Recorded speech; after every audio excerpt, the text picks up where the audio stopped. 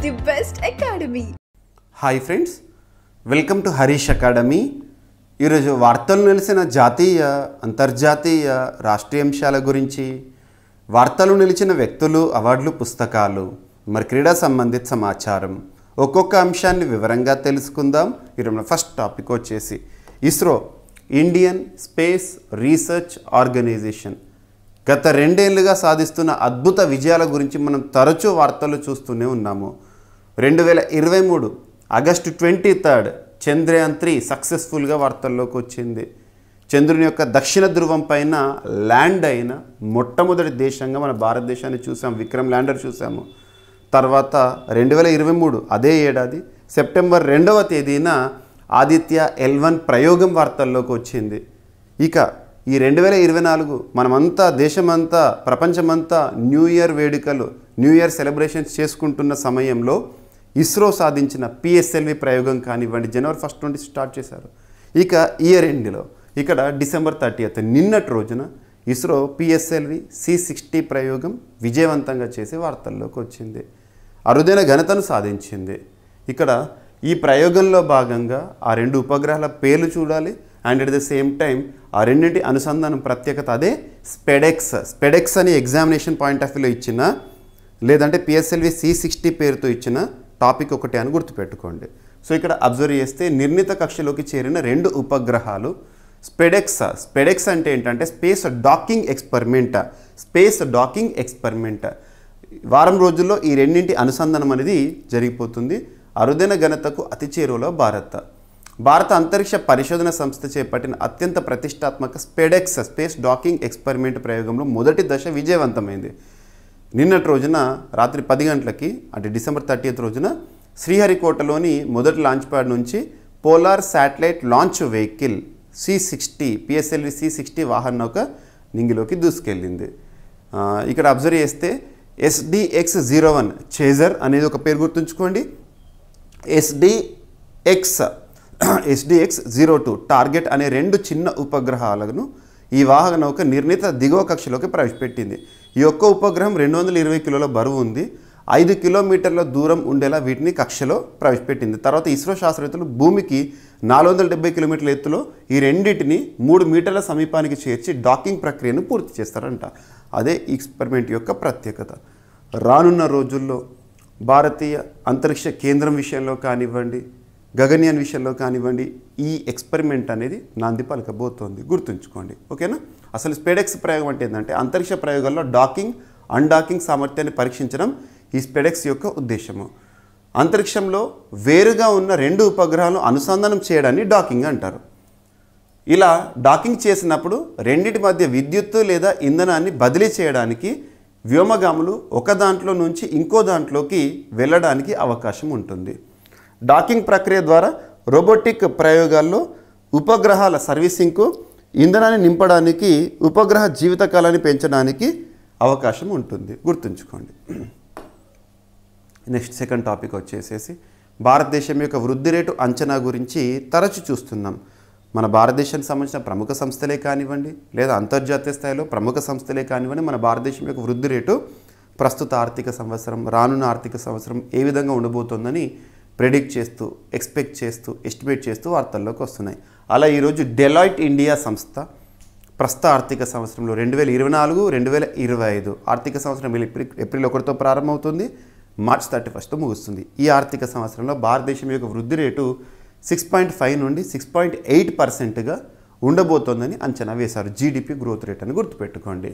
ఇక GDP definition ఇవన్నీ మనం తరచూ వింటున్న పాయింట్సే, ఓకేనా. ఇక స్వర్ అనే ఒక ప్లాట్ఫామ్ ఇటీవల వార్తల్లోకి వచ్చింది. గుజరాత్ రాష్ట్ర ప్రభుత్వం లాంచ్ చేసింది. స్వర్ అంటే ఫుల్ ఫామ్ ఏంటంటే speech and written analysis source platform. దీని యొక్క ఉద్దేశం ఏంటంటే to tackle language barriers in గుజరాత్లో భాషాపరమైన అవరోధాలను తొలగించడానికి ఉద్దేశించబడిన ఒక platform. Speech and written analysis source అని గుర్తుపెట్టుకోండి, ఓకేనా. To enhance communication and accessibility for citizens by overcoming language barriers. Next వార్తలు నిలుస్తున్న ఫెస్టివల్స్, ఉత్సవాలు, మేళాలు ఏవైతే ఉంటాయో వాటి గురించి చూడండి. మన సంస్కృతి పాయింట్ ఆఫ్ వ్యూలో అడుగుతారు. సో ఇక్కడ సిక్కిం రాష్ట్రంలో బుద్ధిస్ట్ ఫెస్టివల్ ఒకటి వార్తల్లోకి వచ్చింది. గ్యాంగ్టాక్లో ఇటీవల అంగరంగ వైభవంగా జరిగింది. Sikkim celebrates Kagyed dance festival ఇటీవల వార్తల్లోకి వచ్చింది. ఏ రాష్ట్రంలో అని అడుగుతారు? సిక్కిం రాష్ట్రంలో, గుర్తుంచుకోండి. ఓకేనా? India's first organic state Sikkim ఇప్పటికీ గుర్తింపు పొందింది. ఇక రక్షణ రంగ ఎగుమతులకు సంబంధించి రెగ్యులర్గా మనం వార్తల్లో చూస్తూనే ఉన్నాము. ప్రస్తుతం భారతదేశంలో రక్షణ శాఖ మంత్రిగా రాజ్నాథ్ సింగ్ గారు విధులు నిర్వర్తిస్తున్నారు. రక్షణ రంగానికి సంబంధించి రక్షణ రంగ ఎగుమతులు, మన భారతదేశంలో రక్షణ రంగ ఉత్పత్తులు అవుతాయి కదా, వాటి ఎగుమతులను 50,000 కోట్లకు చేర్చాలి అని టార్గెట్ ఒకటి వార్తల్లోకి వచ్చింది. సో ఇక్కడ అబ్జర్వ్ చేస్తే మన దేశం నుంచి రక్షణ ఉత్పత్తుల ఎగుమతులు గణనీయంగా పెరుగుతున్నాయి. ప్రస్తుతం మనం రీసెంట్గా లాస్ట్ 2 డేస్ బ్యాక్ కూడా డిస్కస్ చేశాము. కేంద్ర రక్షణ శాఖ మంత్రి రాజ్నాథ్ సింగ్ గారు తెలిపారు, దశాబ్దం క్రితం ఈ రంగంలో, రక్షణ రంగంలో ఏడాదికి 2,000 కోట్ల రూపాయల విలువైన ఉత్పత్తులను మాత్రమే మనం విదేశాలకు విక్రయించగలిగాము. కానీ ఇప్పుడు అది 21,000 కోట్ల రూపాయల ఎగుమతులకు చేరింది. 2029 నాటికి ఏడాదికి 50,000 కోట్ల రూపాయల విలువైన రక్షణ ఉత్పత్తులను ఎగుమతి చేయాలని లక్ష్యంగా నిర్దేశించుకున్నట్లు రక్షణ శాఖ మంత్రి చెప్పడం జరిగింది. ఆఫ్ఘనిస్తాన్, తాలిబాన్ల హస్తగతమైన ఆఫ్ఘనిస్తాన్ 2021 నుండి తరచు మనం ఆఫ్ఘనిస్తాన్ వార్తలు చూస్తున్నాం. వివిధ ఆంక్షలు, అక్కడ గర్ల్ ఎడ్యుకేషన్ పైన ఆంక్షలే కానివ్వండి, రకరకాల ఆంక్షల గురించి మనం చూస్తున్నాము. ఇక్కడ ఆఫ్ఘనిస్తాన్లో వాళ్ళ ఒక కొత్త ఆలోచన ఏంటంటే కిటికీలపై నిషేధం అంట. సో తాలిబాన్ ప్రభుత్వం ఆదేశాలు జారీ చేసింది. ఆఫ్ఘనిస్తాన్లోని తాలిబాన్ ప్రభుత్వం బాలికలు, మహిళల రక్షణ కోసం ఇండ్లలో కిటికీలపై నిషేధం విధించింది. కొత్తగా నిర్మించే ఇండ్లకు కిటికీలను ఏర్పాటు చేయరాదని ఆదేశించింది. ఇప్పటికే ఉన్న ఇండ్లలోని కిటికీలను మూసివేసేలా యజమానులను ప్రోత్సహించాలని అధికారులకు చెప్పింది. మహిళలు సంచరించే వంటగది, పెరడు, బావి, ఇతర ప్రదేశాలు పొరుగింట్లో నుంచి కనిపించకుండా జాగ్రత్త వహించాలని తెలిపింది. ఈ మేరకు ఇటీవల ఉత్తర్వులను జారీ చేసింది. విదేశీ ఎన్జిఓల్లో మహిళల నియామకాలు నిషేధించినట్లు ఆఫ్ఘనిస్తాన్ ప్రభుత్వం తెలిపింది. ఇక భారతదేశంలో సైబర్ మోసాలకు సంబంధించి ఎలా ఉన్నాయని చెప్పేసి ఆర్బీఐ ఒక నివేదికలో వెల్లడిస్తున్న గణాంకాలు మనందరికీ తెలుసు. ప్రస్తుతం మనము ఆన్లైన్ పైన ఎక్కువగా చూస్తున్నాము. ఆన్లైన్ పైన డిపెండెన్స్ పెరిగింది. అన్ని ఆన్లైన్ సేవల్లోనే పొందుతున్నాము. అది ఏదైనా సరే, ఇక్కడ ట్రాన్సాక్షన్సే కానివ్వండి, క్లాసెసే కానివ్వండి, what ever it is. So ఇక్కడ అబ్జర్వ్ చేస్తే RBI, reserve bank of India భారతదేశంలో ఆన్లైన్ లేదా సైబర్ మోసాలు ఎలా జరుగుతున్నాయి అని చెప్పేసి గణాంకాలు ఇచ్చింది. దేశంలో సైబర్ మోసాలు పెరిగినాయి, అంటే ఆన్లైన్ మోసాలు. డిజిటల్ లావాదేవీలు జోరుగా సాగుతున్న నేపథ్యంలో అమాయకులే లక్ష్యంగా సైబర్ నేరగాళ్లు రెచ్చిపోతున్నారు. రిజర్వ్ బ్యాంక్ ఆఫ్ ఇండియా తాజా నివేదికే ఇందుకు నిదర్శనం అంట. డిసెంబర్ నెలకు గాను ఆర్థిక సుస్థిరత నివేదిక పేరిట ఇటీవల ఆర్బీఐ రిపోర్ట్ను విడుదల చేసింది. ఇందులో ఈ ఆర్థిక సంవత్సరం ప్రథమార్థం 18,461 సైబర్ మోసాలు జరిగాయని, వీటి విలువ 21,367 కోట్ల రూపాయలని తెలియజేసింది. గత ఆర్థిక సంవత్సరం ఇదే వ్యవధిలో 14,480 కేసులు నమోదయ్యాయని, వాటి విలువ కేవలం 2,623 కోట్లేనని చెప్పడం జరిగింది. ఇక ర్యాంకింగ్స్, దేశంలోనే ధనిక సీఎంగా మన ఆంధ్రప్రదేశ్ రాష్ట్ర ముఖ్యమంత్రి చంద్రబాబు నాయుడు గారు ఉన్నారు. ఏడీఆర్ రిపోర్ట్లో వెల్లడించిన అంశాలు. ఆంధ్రప్రదేశ్ సీఎం ఆస్తి 931 కోట్ల రూపాయలంట. మమతా బెనర్జీ గారి ఆస్తి 15 లక్షల రూపాయలు అని చెప్తున్నారు. ఆంధ్రప్రదేశ్ సీఎం చంద్రబాబు నాయుడు గారు దేశంలోనే ధనిక ముఖ్యమంత్రి అని అసోసియేషన్ ఫర్ డెమోక్రటిక్ రిఫార్మ్స్ పేర్కొంది.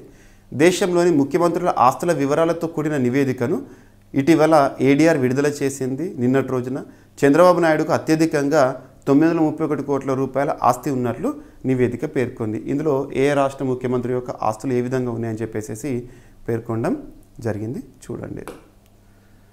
So CRPF, central reserve police ఫోర్స్కి నూతన డీజీగా, డైరెక్టర్ జనరల్గా వితుల్ కుమార్ గారు నియమితులవుతూ వార్తల్లోకి వచ్చారు. 1993 బ్యాచ్ ఉత్తరప్రదేశ్ క్యాడర్ ఐపీఎస్ అధికారి. సో వితుల్ కుమార్ గారు డైరెక్టర్ జనరల్, సీనియర్ ఐపీఎస్ అధికారి వితుల్ కుమార్ గారు బాధ్యతలు స్వీకరించున్నారు. ఈ మేరకు ప్రభుత్వం ఉత్తర్వులను జారీ చేసింది. సో నెక్స్ట్ ఇంకొకటి వచ్చేసి, ప్రస్తుతం ప్రపంచంలోని 7 ఖండాల్లో కూడా హయ్యెస్ట్ పీక్స్ని అధిరోహించి ఒక మహిళ వార్తల్లోకి వచ్చింది. యంగెస్ట్ ఫీమేల్ వార్తల్లోకి వచ్చింది. 17 year old becomes the youngest female in the world to scale, అంటే అధిరోహించడం. Highest peaks on each of 7 continents, 7 ఖండాల్లోని హైయెస్ట్ పీక్స్ని అధిరోహిస్తూ వార్తల్లోకి వచ్చింది కామ్యా కార్తికేయన్. గుర్తుపెట్టుకోండి, పేరు అడగొచ్చు ఎగ్జామినేషన్లో, మన ఇండియన్. నెక్స్ట్, అమెరికా మాజీ అధ్యక్షులు, నోబెల్ పీస్ ప్రైజ్ పురస్కార గ్రహీత జిమ్మీ కార్టర్ ఇటీవల మరణిస్తూ వార్తల్లోకి వచ్చారు. Jimmy Carter America's longest living former president. తన ఏజ్ 100 years. ఓకేనా. సో నిన్నటి రోజున మరణిస్తూ వార్తల్లోకి వచ్చారు. 39th president of America. 1977 నుండి 81 వరకు విధులు నిర్వర్తించారు. And winner of Nobel peace prize in 2002, 2002 సంవత్సరంలో నోబెల్ శాంతి పురస్కారాన్ని కూడా గెలుపొందిన వ్యక్తి. సో ఇవి ఫ్రెండ్స్ ఈరోజు వార్తలు నిలిచిన అంశాలు. ఒకసారి ర్యాపిడ్గా చూస్తే PSLV C60 ప్రయోగం successful. And India's growth rate estimates 6.5 to 6.8 అని చెప్పేసి డెలాయిట్ ఇండియా అంచనా. అండ్ స్వర్ అనే ఒక ప్లాట్ఫామ్ వార్తల్లోకి వచ్చింది. Sikkim celebrates Kagyed dance festival. ఏడాదికి 50,000 కోట్ల రూపాయల ఎగుమతులు రక్షణ రంగానికి సంబంధించి అని చెప్పేసి. ఆఫ్ఘనిస్తాన్లో కిటికీలపై నిషేధం. దేశంలో పెరిగిన సైబర్ మోసాలు, RBI రిపోర్ట్. దేశంలో ధనిక సీఎంగా చంద్రబాబు నాయుడు గారు. CRPF డైరెక్టర్ జనరల్గా వితుల్ కుమార్ గారు. అండ్ కామ్యా కార్తికేయన్ 7 ఖండాల్లోని 7 హైయెస్ట్ పీక్స్ని అధిరోహించిన youngest female. Jimmy Carter America మాజీ అధ్యక్షులు మరణిస్తూ వార్తల్లోకి వచ్చారు. సో ఇవి ఫ్రెండ్స్ ఈరోజు వార్తలు నిలిచిన అంశాలు. మిస్లేనియస్ అంశాలను మిగిలిపోతే రేపటి క్లాస్లో జోడించి మరొకసారి నేర్చుకుందాం. రేపు కలుద్దాం. Thank you.